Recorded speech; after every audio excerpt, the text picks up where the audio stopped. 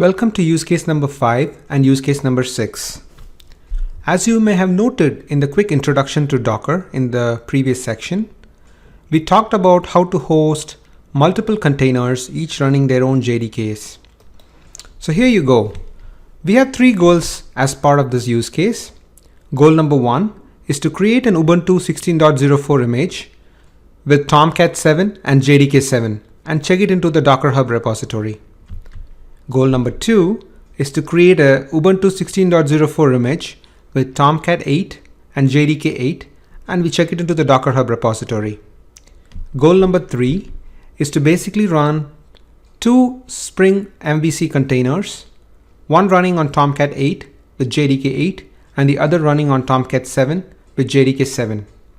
As you may have noticed, this is one of the core examples I had specified during the start of the course. So let's get started. With the sample. Open Visual Studio Code, navigate to use case number 5. As you can see, there are 2 directories here, one with Tomcat-7 and JDK7 and one with Tomcat-8 and JDK8. So let's go into the first one. I'm just going to collapse this. Let's open the Docker file for this particular use case. Here what we're going to do is we're going to create this from an image of Ubuntu. As you can see, you can also use CentOS. And then what we're going to do is we're going to install Tomcat7.x, JDK1.7 with all the updates, and then we're also going to install the curl and the vim commands. Now note that the curl and the vim, for example, are not a part of the image of Ubuntu. Docker is going to house a very restricted version of Ubuntu, restricted in the sense that it's going to be a minified version of Ubuntu. So that's what number 1 is. As far as the from is concerned, as you're aware, the maintainer is an optional parameter. What I'm going to do is I'm going to download the latest version of 7.x. So this is a very important step. If you miss this, you will not be able to build the image, or else the image will not work. So what I recommend is go to this URL, open up this particular URL in Chrome, 7.0.7.6. I highly recommend that you copy paste this into this section. If you don't do this, you're not going to get an image. So the env variable basically defines the path parameter in Ubuntu. So it does define the path and also defines any variables which you can use within this Docker file. For example, the Tomcat version is used within the Docker file in these locations. So I can define a variable such as this with a specified value and I can use it within the Docker file. The second thing I'm going to do is to be able to run an update on the operating system and upgrade any security patches. After that, I'm just going to install some software property comments, which is basically required for you to get Java and all the other softwares. It's just going to be an add-on to the repository. As you can see, the next thing we're going to do is to install curl and install vim. So some of the viewers had asked me a question about how we can combine these 2 lines to make it readable. And I'm going to go over this in this section when we get here. The next thing we're going to do is to install Oracle JDK7. We're also going to define the Java home. As you can see, Java is going to get installed in this location. So we're going to define this as a part of Java home. The next thing we're going to do is, as you can see here, we notice 2 things. One is I've combined several commands into one line. And the way you can do it is you can add a / character and then go into the next line. And then whenever you append, you just add ampersand. So as you can see, all this is saying is run all of these consecutively one by one. So instead of trying to run this as curl and vim separately, I can also do ampersand / and then just do it this way. All right. Note that the last line is going to be without the ampersand and the /. But for now, I'm just going to revert it back. This is for you to test it. So one other thing to notice is we are also accepting the agreement from Oracle JDK. So this is the way you accept it. So keep a note of all of this. We learned how to define an environment variable, upgrade the operating system, update the repository, accept the license, and also how to use the environment variable. All I'm doing here is basically I'm moving certain files over to certain locations. These are all Unix commands, as you can see. I'm just removing whatever is there in the web apps directory. All right, so let's get started. Let's go into the scripts.txt. Let's fire up PowerShell in case of Windows. If not, if you're using Mac, just fire up the terminal. Just copy the path to this directory. And then we're going to execute the first command.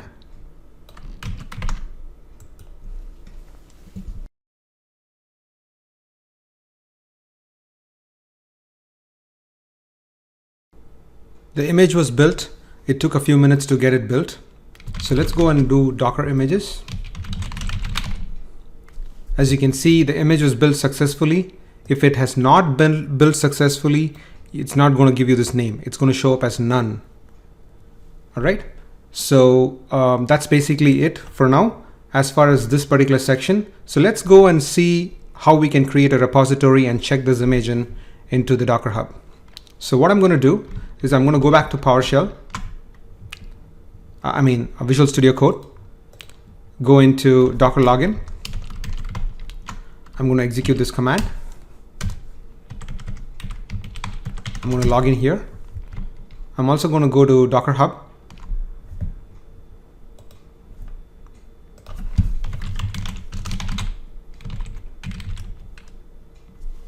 Log in.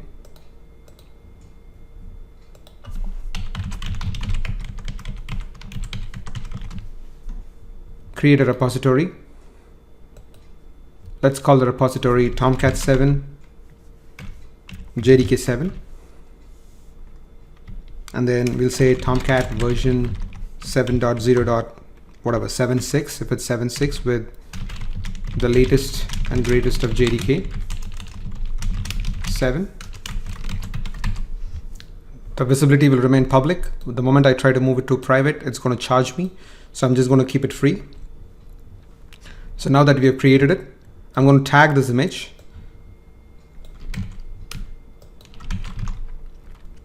So let's go tag it. All I'm going to do is I'm going to say Docker tag Tomcat-7 JDK7. As you can see, there's no dash here. And then colon latest. The latest comes from the tag. And then I'm just going to copy this as is. It's already tagged. I'm just going to say Docker commit. Sorry, Docker push.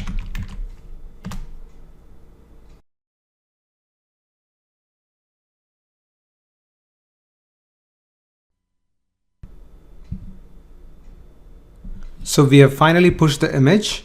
It took about 5 minutes. So let's go check out the Docker Hub repository to make sure that the image is in there. Let's go into tags. And as you can see, a few seconds ago, this was actually pushed. Let's open the Docker file in Tomcat-8 JDK8. As you can see, we follow the same instructions, except for 7, it's Tomcat-8. And then except for JDK1.7, it's JDK1.8. So we're getting the image from Ubuntu. We've specified an author. Just make sure that this particular URL actually houses that image. Let's go into that URL. So it's 8.5.12 or 8.0.42. So I'm just going to change it to 8.5.12. Again, this is a very important instruction. Please do not forget it. The env again does two things. It specifies the path variable once the container starts up, which I'm going to show you. The second thing is it's also used to declare a variable in Dockerfile. So as you can see, these three are basically derived from here. We're updating the operating system. We're adding the software property comments and the JDK repository. This is a very important instruction. I did not highlight this in the Tomcat-7 JDK7 Dockerfile, but I'm highlighting it here. It says the below instruction is very important. Failing to add this will not allow you to install JDK after the repository has been added. So make sure you install it, install curl-and-vim, accept the Oracle license, install JDK or Java installer from Oracle, specify an environment variable so that we have JDK8 showing up there. And then, as always, remove all of the files which you're not going to use inside the web apps directory, and then move the Tomcat installation to wherever you want to. That said, let's get started with the scripts.txt. I'm going to run the Tomcat 8 image and then build the image. I'm going to copy the path, open PowerShell, clear, change directory to that location. As you can see, the only image right now is Tomcat-7 JDK7, which we created before. And then we also have Ubuntu image sitting here because we are writing on top of this. So let's copy this.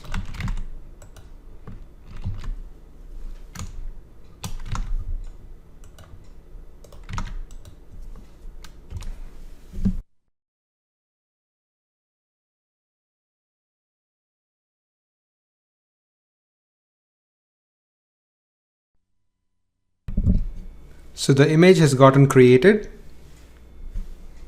So let's check the image. As you can see, there's a new image here. So what I'm going to do the same process again. I'm going to log in first. I'm going to tag this image. As you can see, the command to tag is specified right here. The current image :tag. So I'm just going to copy this as is, :latest. And then I'm going to create an image called pictolearn Tomcat-8 JDK8. So before I push this image, let me go ahead to DockerHub, and then I will create a repository. I'm just going to go back to the dashboard.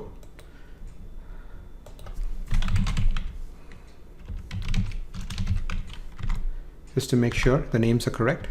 So Tomcat8.x 5.x with JDK8. So I'm just going to keep it public. So here you go. All I'm going to do is I'm just going to remove all what's before here and just say push.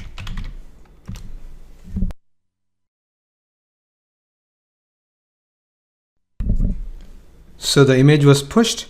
It took about 5 to 6 minutes to push. So I recommend that you wait patiently. Now let's go into DockerHub just to make sure that the image got pushed. As you can see, it was pushed 2 minutes ago. So let's go back to Visual Studio Code. So let's open use case number 6. As you can see, there's a war file here. And then the first and most important thing to look at here is this particular section. What I'm doing here is basically, I'm actually downloading this image directly from DockerHub. So we will go back to DockerHub, and I want to show you and have you experiment with this.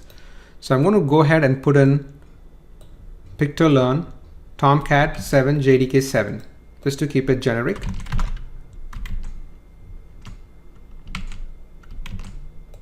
Just going to remove this section here, and then we're going to build an image out of this section. So before that, I want to make sure that I've deleted and removed all of the images which are there in my local. So the second thing is I moved the war file from here to this directory here, because this is where we have Tomcat installed. As you can see, if you go back to Tomcat-7's Docker file, we have it installed in this directory, which is /opt/tomcat. So, and then we're going to write it to root.war in the web apps directory, which is the default web location. We're going to set Catalina home. We're going to append the existing path with Catalina home/bin, which houses all of the startup scripts for Tomcat. We're going to start Tomcat with these parameters. This is going to be very essential for you to look at when you're trying to assign memory parameters. This is a very important statement here. We are going to expose 8080 as a port to the container outside.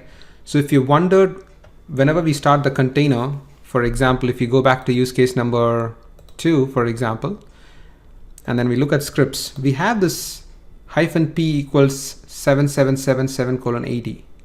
So where does this 80 come from? The 80 comes from the expose. So what we are doing here is inherently we are just exposing 8080 to the outside world.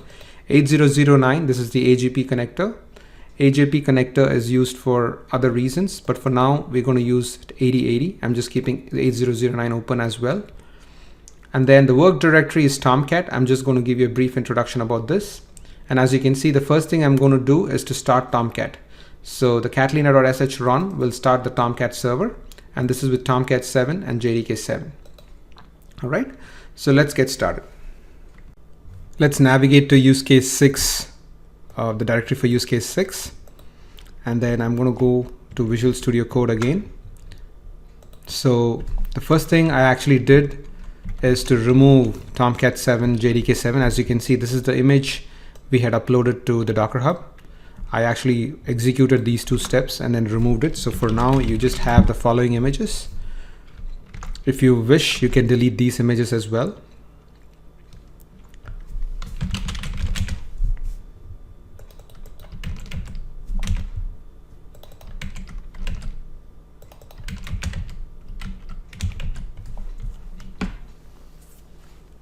So there are no more images in the system.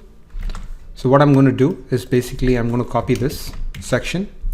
As you can see, we are trying to build an image with the name Spring MVC Tomcat-7 JDK7-image.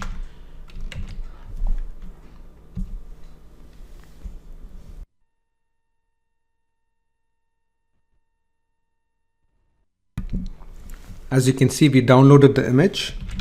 If I go into Docker images, you see that this is being downloaded from DockerHub. And we built our image on top of this successfully. So one other thing to do would be to go back to Visual Studio Code, go back to your Docker file, comment out this line which has Tomcat-7 JDK7, and then uncomment the one which has Tomcat-8 JDK8. Go back to scripts and then run this particular command. So what we are doing here as a part of the Docker file is we are downloading this image as well. So I'm just going to clear this.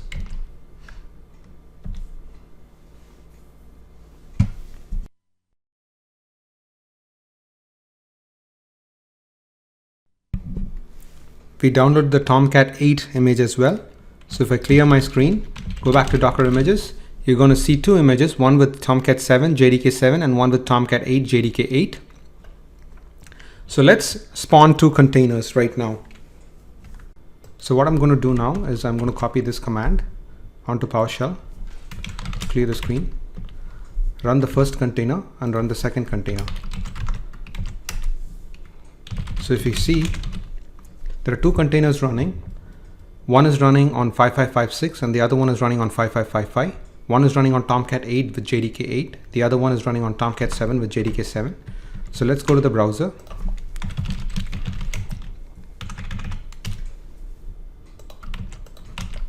I'm just going to do 5555 and 5556.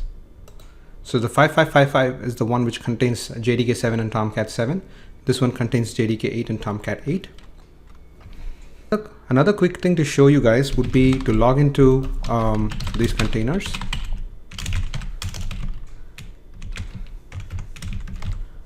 And then show you how the path variables actually work. So if I do path, if I do env, you see that Tomcat version, which is coming from the Docker file. You see all of these arguments which are coming from the Docker file, the Catalina home, the permissions which we basically gave, and also the memory settings. All of this is coming from the Docker file here, which is the Docker file for the war file. So as you see, the env environment variable is used for not just declaring variables inside the Docker file, but also to set up the path variables. All right.